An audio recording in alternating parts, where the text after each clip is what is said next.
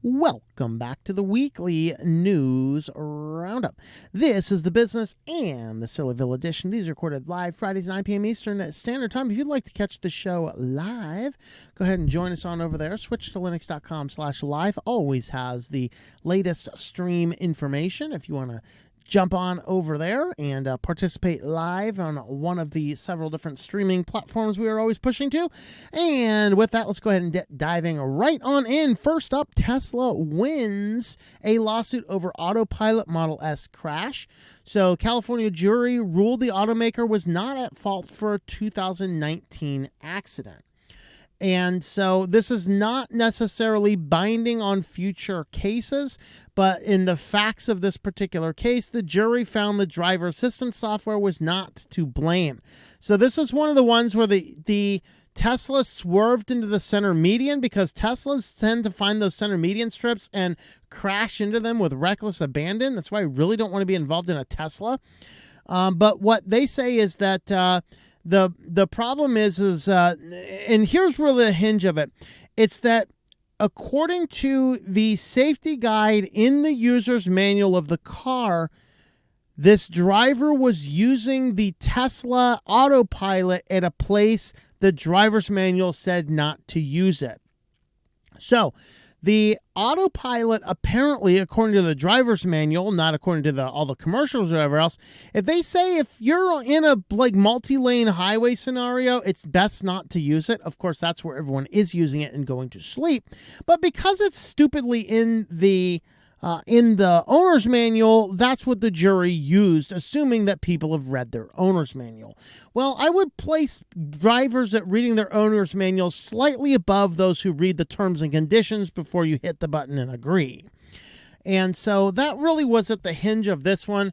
So the Tesla denied liability for the accident and argued that the defendant, or the plaintiff, used autopilot on a city street, a practice the company warns. Oh, I think it was on a city street, and the multi-lane is where they want you to have it. I think I had that backwards earlier.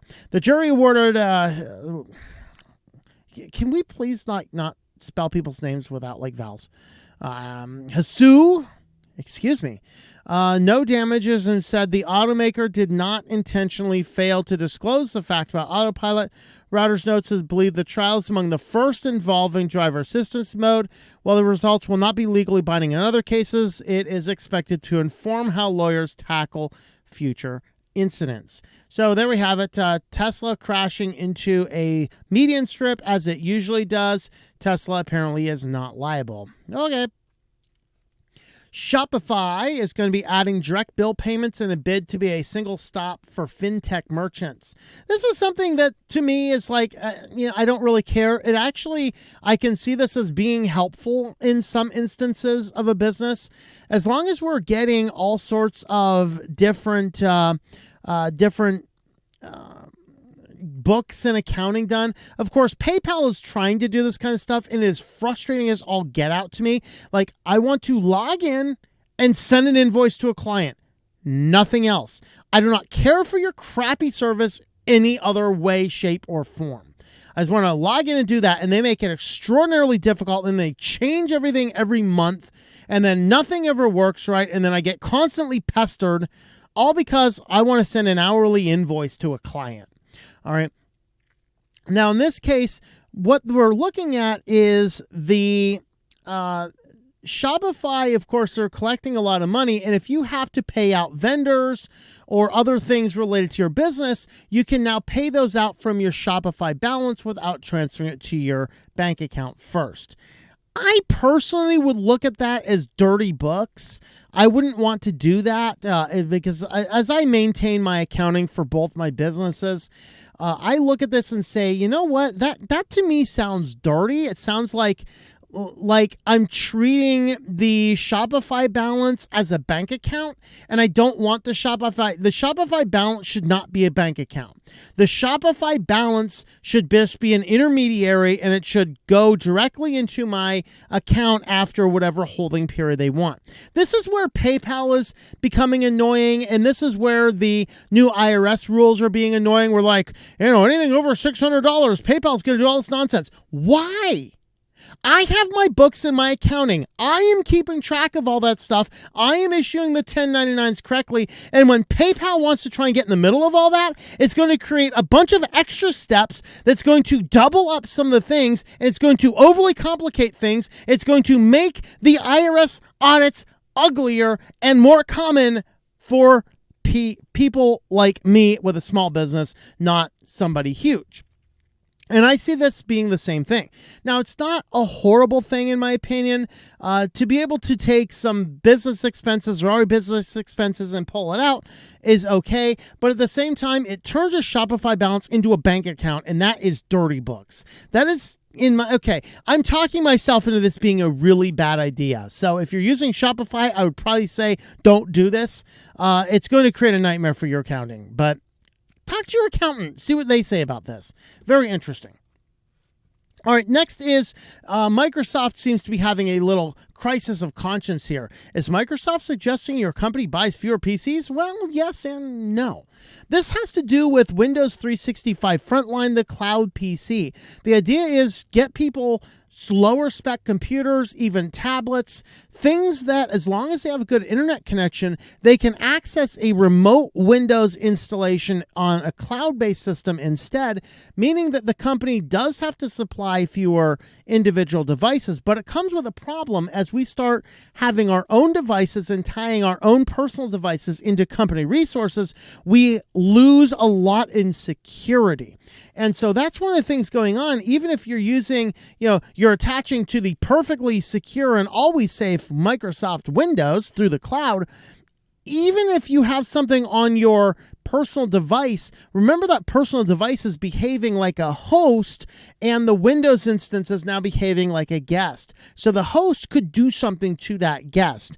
And that really is part of the concern. So part of the idea of making the cloud-based PCs, the Windows 365 Frontline Cloud PC, the problem we have is that now we have all of our company computers are quote unquote in the cloud, but now we have to have a way to connect them.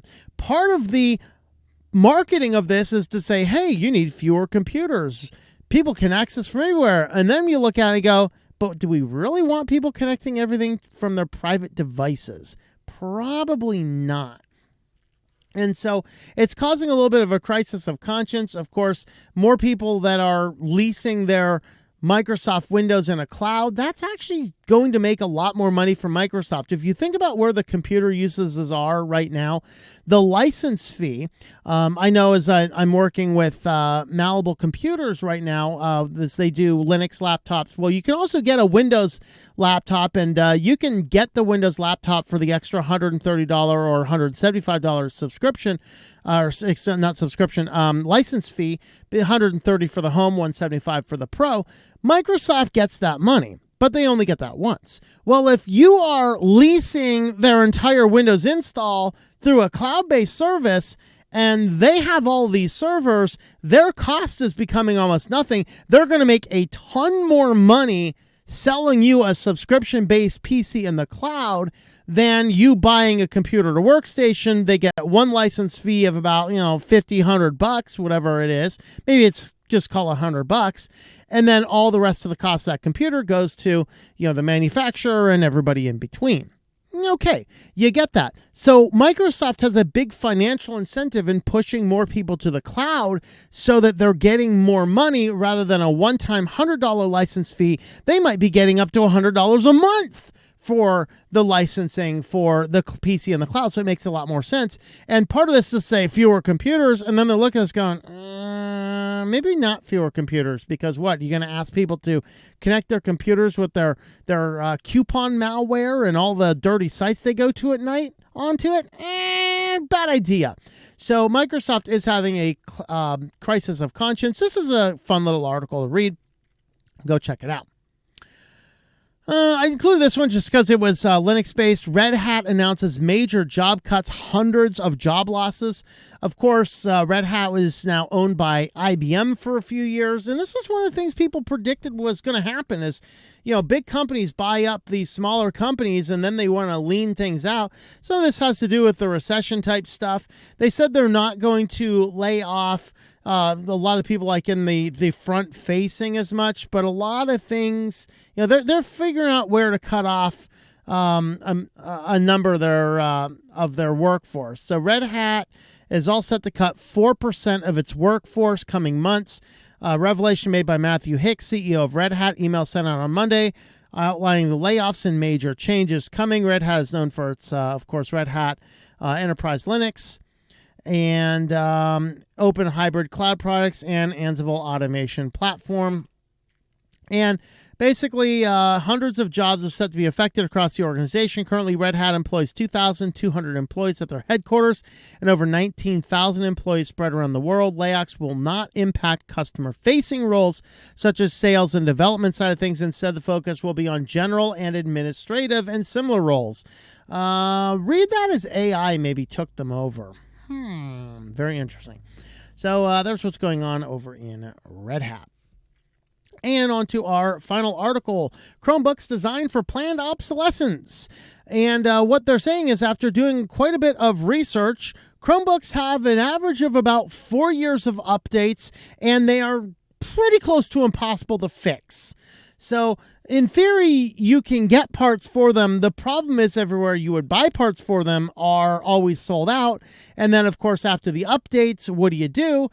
Many of them you can't install Linux on. I think some of them might become easier and easier to refurbish it with Linux down the road, but a few I've looked at, not really. Even the idea in most Chromebooks of installing Linux is simply installing Linux on top of the existing Chrome OS. No, I want to wipe your entire nonsense out and throw a raw Linux system on there. Doable? Some cases, yes. Some cases, no. But what they did here, looking at the research here, this is the Public Interest Research Group, or PIRG, we'll call them for short. So they published the Chromebook churn report, pointing the finger at Google for enabling Chromebooks that are not designed to last. We call that planned obsolescence. So in its highlighted Chromebook quirks, it's seemingly pointless hardware tweaks across modals that challenge parts, sourcing, and automatic update expiration, AUA, dates as examples of the repair-adverse Chromebook culture Google has enabled. For target Chromebook markets like schools that opt for Chromebooks to save money, long-term costs outweigh the immediate savings, they concluded. So if you are in a public school system, you're like, we should use Chromebooks, they're cheaper. Yeah, probably not in the long run. You see, if I get pretty much any Dell laptop I've ever had, easy to repair. Easy to get parts. You can go to DellPartsPeople.com, I believe is the website. You can get all the parts you need. Go to Amazon. You get any part you need from 100 different vendors. You can get competitive prices. The parts are easy to fix. The documentation is available. I mean, I have replaced a lot of different parts on a lot of different Dell laptops. Get to a Chromebook, not so much. They talk about some sneaky designs. So these two Dell computers, one of these is a Dell 11 3100 and the other is a Dell 11 3110. And what you notice is the bevels are just different enough that they are not compatible. The other thing that they found looking at various parts, I think it's up here somewhere, what they found looking at different parts is that while the parts were theoretically available, what they found is most of the time all the parts they needed were out of stock. So here it is down here. The spare parts are scarce. 14 of 29 Acer Chromebook replacement keyboards were out of stock. They found, and 10 out of 29 keyboards cost $90 each. For repair comparison, I replaced the keyboard on a Dell. It cost me $15. $90 on a keyboard for this. By the way, I changed the charging port on the Dell laptop that I bought, that like Ryzen 5, really good computer. Bought it for a pawn shop for I think it was $100, something like that. I think they sold it so cheap because I think they kind of knew that the charging port was not completely bad, but going bad. So they had to, I think that's probably what they did. It was an attempted and unscrupulous sale. I bought the part to replace that for $7 on Amazon. And it took me 10 minutes to install it. That's how easy it is to fix Dell computers. Okay, but this is a bunch of nonsense. So they ranked the Chromebook part availability 3.3 out of 20 compared to 9 out of 20 for non-Chromebook laptops. Then they talked about aggressive software expiration dates. Basically, Chromebooks, they're really cheap, but they're designed to be cheap, and they're not really designed to actually have any real information. Well, if you want to help support the channel, we do use affiliates around here. Today we are highlighting ProWritingAid. This is a good AI-based writing help. It's going to help you with your grammar checking. It's going to help you with spell checking. You can even go in here. You can set what format the document should be for. Like as I was actually publishing a children's book for somebody, and I reset it to edit for a children's book, and then I switched back to do my latest adult nonfiction Christian book, and I went ahead and reset it for that, and then it gives you a lot of really good tips and tricks. And they do have a LibreOffice plugin if you're on Windows. I haven't seen it come out for Linux yet. I actually just use the web-based system. I paste in the text section by section and do my adjustments from there. tlm.li/PWA, and that'll save you, I think it's a 20% coupon off the yearly or the lifetime plan. If you get the monthly, there's no extra discount, but it will help support the channel. So you can go ahead and jump on over to ProWritingAid, tlm.li/PWA, and help support the channel with that. With that, guys, let's head on over to Sillyville, everybody's favorite place to go. And first up, ChatGPT has come up with a stereotype for residents of every single U.S. state, and Iowa is simply boring. That's what they said. So we're not going to go through all of them, but just a few of them. Washington, they said, are antisocial. Oregon, hipsters. California, superficial. Nevada, gamblers. Utah, all parts, LDS. Arizona, the desert dwellers. That's true, by the way. New Mexico, very spiritual. Texas, pro-bangy-bangy. We got the surfers and the recluses. Of course, surfers, it's too hot. Recluses, too cold. Apparently, Mississippi is uneducated. Wow. Shots fired. Florida's crazy. Florida man. Georgia is also uneducated. South Carolina are rednecks. Alabama is poor. I guess both Kentucky and Tennessee are backwards. Arkansas are hillbillies. Oklahoma loves country music. Kansas are a bunch of hicks. Nebraska is friendly. South Dakota are ranchers. North Dakota are hunters.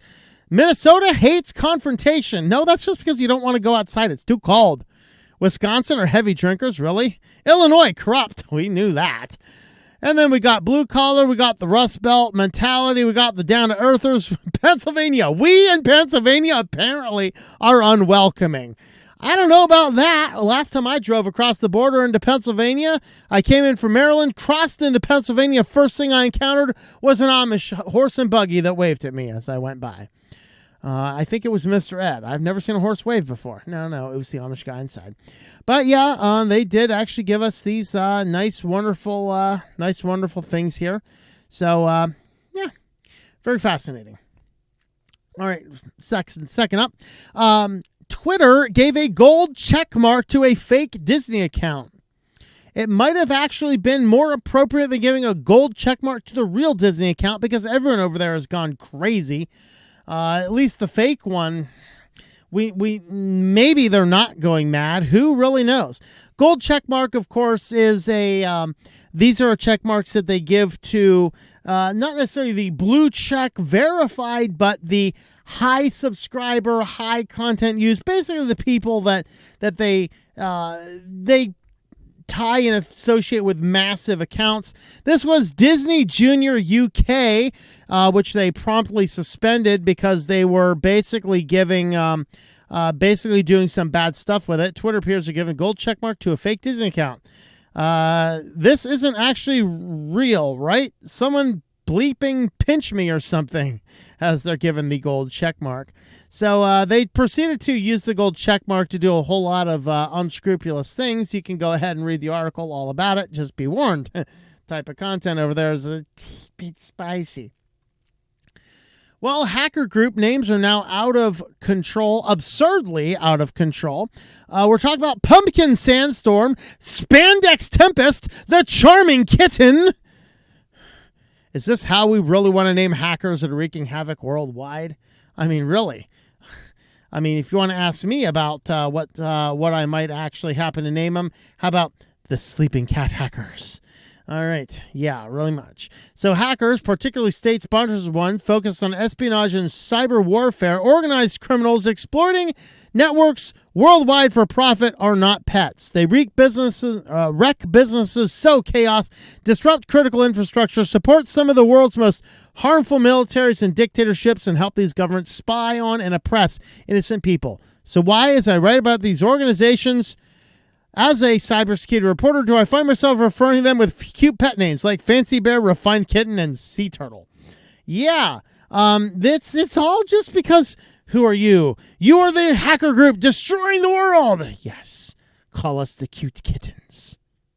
No, I don't want to call you the cute kittens. That's frightening. Charming Kitten sounds okay. All right, there you go. And don't be this stupid. A would-be hitman is busted after being fooled by a parody website. Apparently, he had the approximate IQ of Forrest Gump. So a member of the Air National Guard is facing federal charges after applying for a job online as a hitman. According to a Justice Department press release, this guy from Hermitage, Tennessee, was arrested by an undercover federal agent at a park on April 12th. FBI affidavit said he was looking for a good-paying job to support his family and told the undercover agent, "I'm looking for a job that pays well, related to my military experience, shooting and killing the marked target, so I can support my kid on the way. What I can say, I enjoy doing what I do. If I can find a job that is similar to it, such as this one, put me in, coach." So what was the site that fooled him? It was this one. This is rentahitman.com. Rent a Hitman, your point and click solution. I think this website's great, guys. You got to spend some time looking at it. This website uses cookies. Your privacy is important to us. In order for us to maintain 100% compliance with HIPAA, that's Hitman Information Privacy and Protection Act, we must use cookies. All right. They say down here at the very bottom of the site. Down here. I have to accept the cookies and close. All right. We're accepting the cookies and close. Rent a Hitman is no longer affiliated with Diners Club, the Detroit Lions, the Illuminati, Donald Trump, Kyle Rittenhouse, Carol Baskin, or Vladimir Putin due to contractual restrictions. So apparently this guy, I love these two. Look at these guys down here, the testimonials. They were able to resolve a 5-year dispute in a matter of days. Highly recommend it. Caught my husband cheating with the babysitter and our relationship was terminated after a free public relations consultation. I'm single again and looking. And Fernando M. Kansas, my business schedule is too busy to get my hands dirty with human resource issues, so I consulted with them and they handled the disgruntled employee issue promptly. Well, I was out of town on vacation. So, there you have it. And what he did is he went over and under the careers tab, it takes a moment to load. I'm not sure what it's doing. Probably he's reporting me to the FBI as we speak. So join our diverse field operatives today.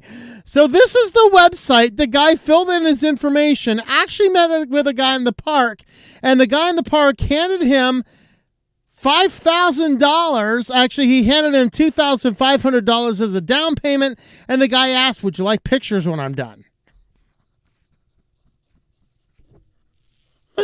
Don't be this stupid, folks. Don't be this stupid. And don't engage in illegal behavior either. All right? Talk it out. Talk it out. Really. All right, well, if you want to help support this channel, we do have a Patreon page, patreon.com/TOMM. You can jump on over there, help support us over there. With that, guys, thank you for watching, and we will see you all next time. Thank you for watching this video from Switched to Linux. This channel would not be possible without the backing of the program supporters scrolling on the screen now. You can be a supporter at Patreon at patreon.com/TOMM or at thinklifemedia.com. I also want to thank the open source community who creates such excellent software that makes producing this show possible. Please remember to support your software communities. Thank you, and I hope that you enjoy switching to Linux.